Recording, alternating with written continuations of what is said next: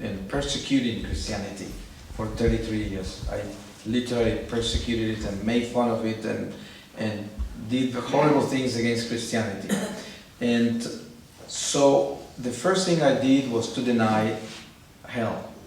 And I thought it was something made up by people to manipulate people. And I thought Christianity was a religion that was made up. And so to me, it was an amazing encounter to find myself in hell.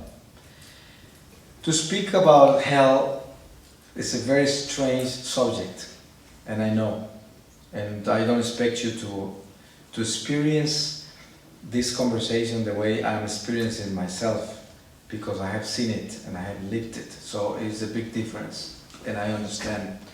But I can share with you this because I hope that by sharing this with you, you will be more aware of what we're dealing with, not with the purpose of bringing fear into you or any kind of instability or insecurity or any darkness in your life, but only with the purpose of strengthening you, so that you become more aware of something that is real and that we don't want to deal with.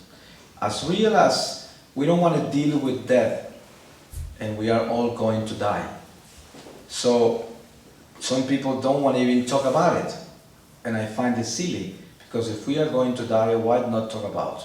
It's something we have to deal with and face, and so might as well prepare ourselves and find out what goes on after we die. So why not prepare when it is the most important journey? There's nothing more important than that. You see, this journey is a temporary one, and right after this is something that will never ever end. So therefore, what is more important? You see, so we have to be aware of that. In order for us to capitalize in bringing about a good transition between this earthly life and the life to come, we have to already be aware of the spiritual world and to understand what it does in our lives and what it means and how to deal with it and how to protect ourselves from the enemy of the soul, not to let ourselves be used by the enemy. So the first experience I had was hell. And how does it take place?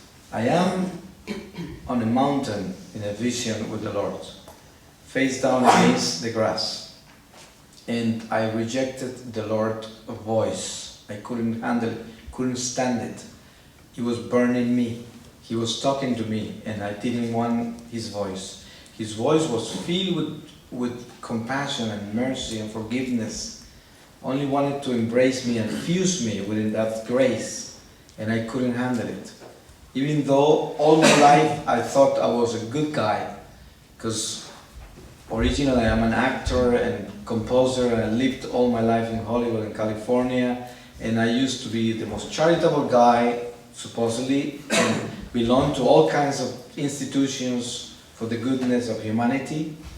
And when I heard the voice of the Lord, I had been through an illumination of conscience right before that, in that cave, that same night.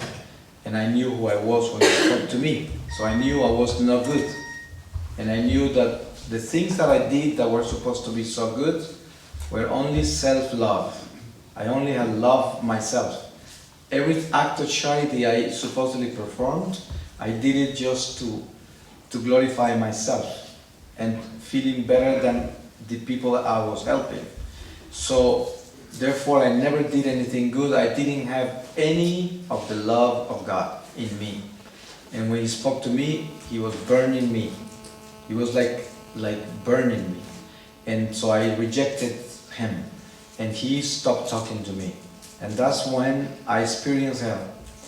You see, spiritually speaking, once you leave this body, you only have two directions to go. You either go into the light or into the darkness. There's no other way. There is no middle ground. There is no such a thing as a gray zone. So you either go into the light, towards God, or into the darkness. Going into the light is an encounter with conscience. And people go as far as they have reached within while in this earthly life. So that means as far as you have reached within love of God during this earthly life. So that's how much light you can conquer at the end of this life. Some souls go very far into the light, and they are able to stand this immense love of God, and some souls are able to go some territory, some dimension into it, not as much as others, and that's the way it goes. We all go into a different penetration of that light.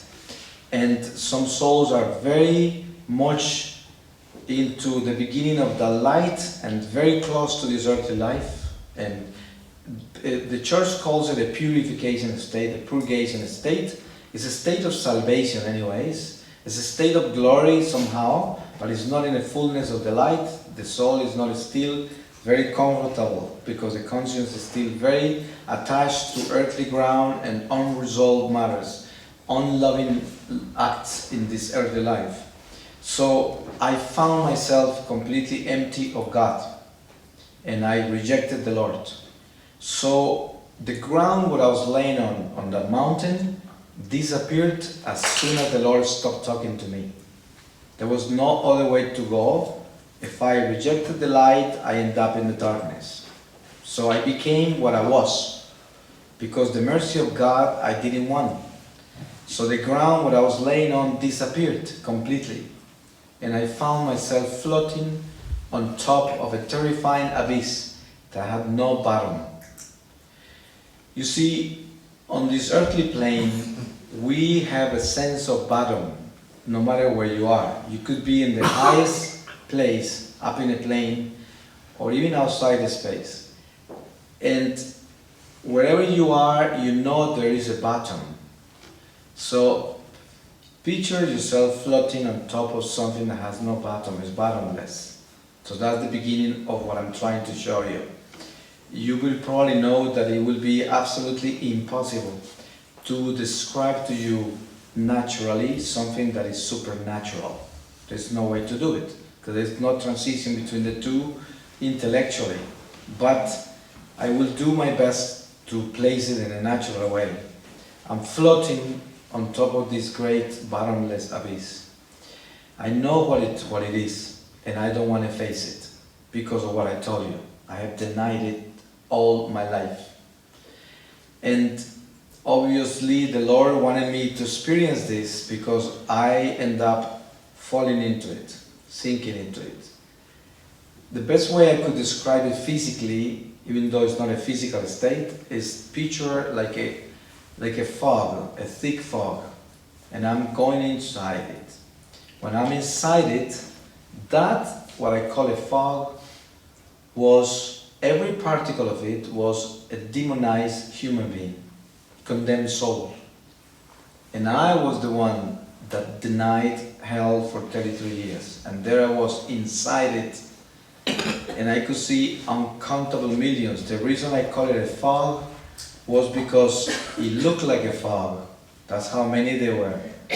So many. And once I was inside, the first thing that happened was that I lost my voice, and none of them had a voice. They had shrieks like animal sounds, like bestial sounds. And the soul's the greatest suffering is that they try to express themselves, and just an animal sound comes, like a bestial sound comes out. And that's the first torture. Because you see, our voice is the greatest gift. And that's why the devil loves to use it, because it goes against us. If you read the letter of St. James, you can see what he's talking about, the voice. You see, every word that comes out of our mouth is either against us or for us. So that's why very few people understand the economy of the voice. It's an economy, and we have to deal with it. The sacrament of reconciliation is a great sacrament. All of them are great, but the sacrament of reconciliation gives us the opportunity of dealing with our soul's economy. And we can come into the cleansing of these accounts, pending accounts. But very, very few people know how to use that sacrament. And it's a waste Most people are wasting it. You see one of